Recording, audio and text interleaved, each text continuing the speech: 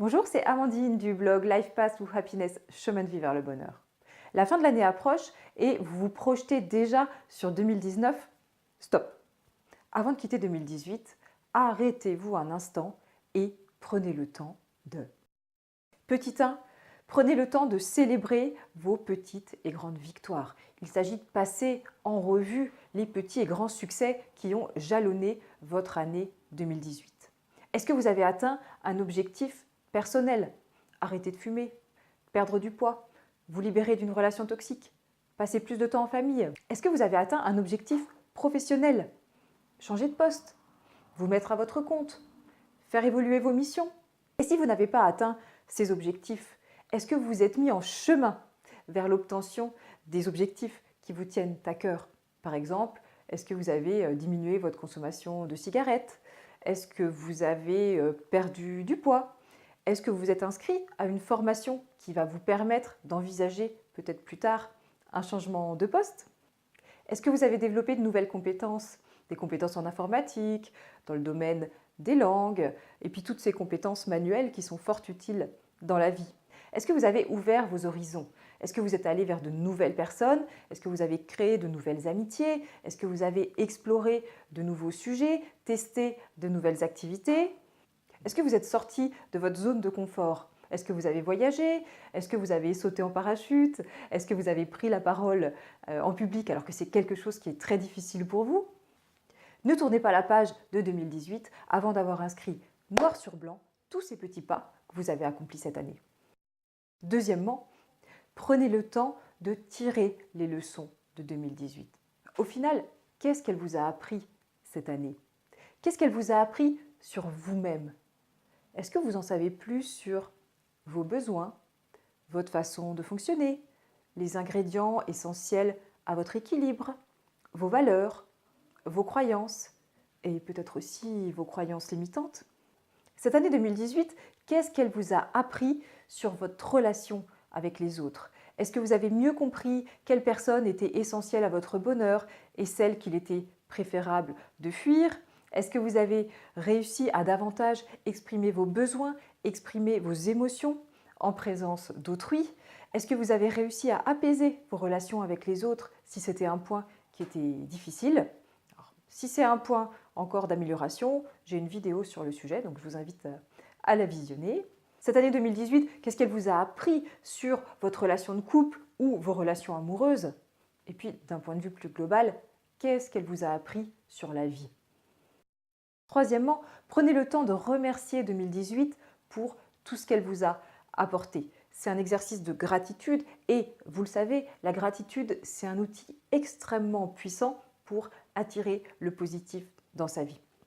Donc là, en pratique, je vous invite à consigner par écrit tous les événements positifs qui ont marqué votre année 2018, donc tirer des réflexions que vous avez eues auparavant.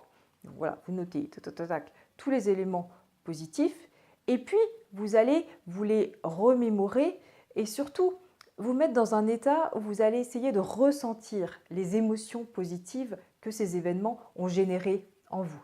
Donc là, un temps calme, introspection, hop, des événements positifs, je ferme mes yeux exprès, on réfléchit à tout ça et on sent monter ces émotions positives, on remercie la vie, on remercie l'année 2018 pour bien indiquer à son corps, à son esprit, la direction à suivre pour 2019.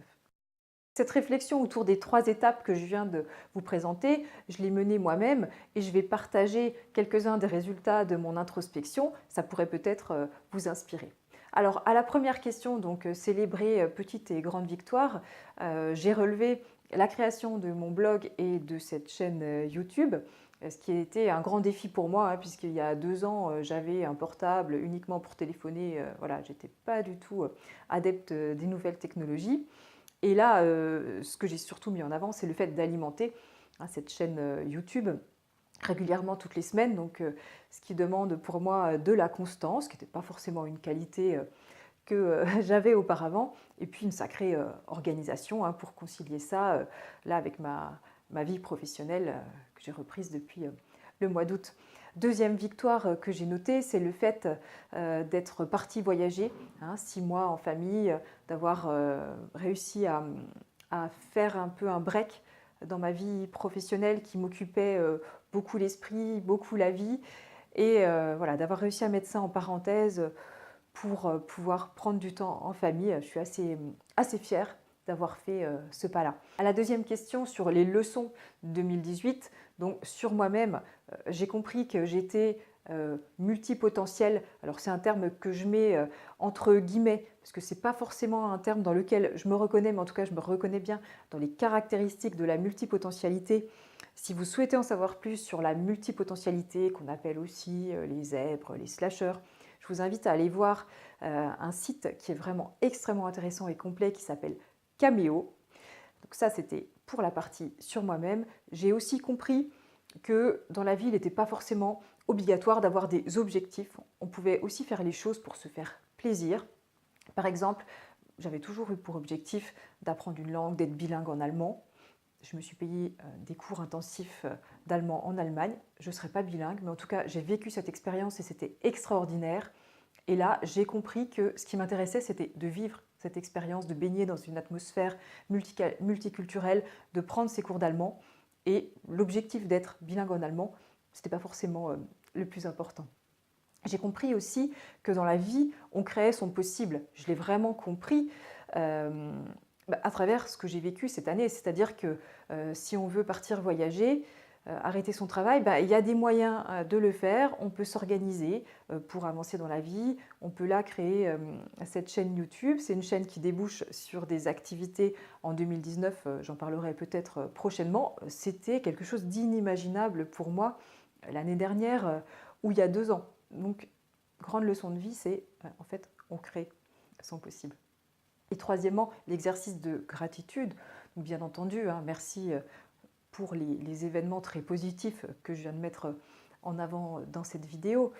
Et aussi un merci tout particulier au fait que cette année 2018 m'ait montré d'autres façons de concevoir la vie, d'autres modèles de vie que le métro, boulot, dodo. Il y a des gens qui vivent pas du tout comme ça et qui vivent très très bien. Et je trouve que c'est un modèle complètement inspirant dont j'avais pas connaissance. Et donc je remercie particulièrement cette année 2018 pour m'avoir révélé cette autre façon de vivre.